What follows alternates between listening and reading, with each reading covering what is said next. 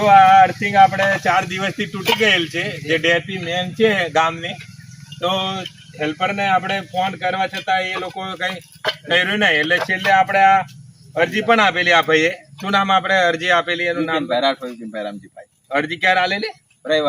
રવિવારની અરજી આલેલી છે. આજે શુક્રવાર થયો છે.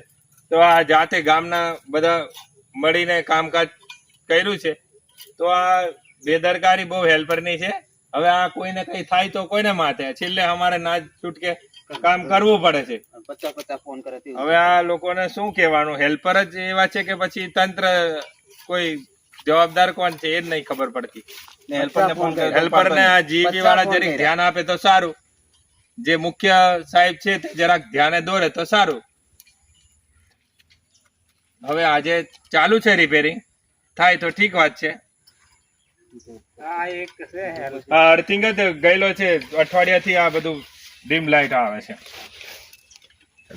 જરાક બરોબર બતાવો. હવે આ અર્થિંગ ખોદેલો છે, ગોઠારો બી નીકળે છે હજુ. ડેપી આખી બતાવી કે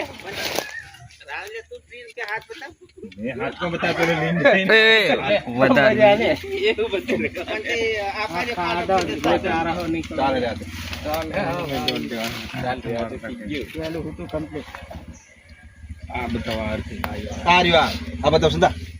પ્લેટ બી અમારી જોડે નથી, જુગાડ કર્યો છે. પ્લેટ બી અમારી જ્યાં ખર્ચે લાયા એમ કે એવું નહીં લાય ચલે સવાલ ને લાયા તો લાયા થોડી આવું કરવા રહ્યું ને આ બધું પથ્થર ચીકા જાય. આ પ્લેટો અમારે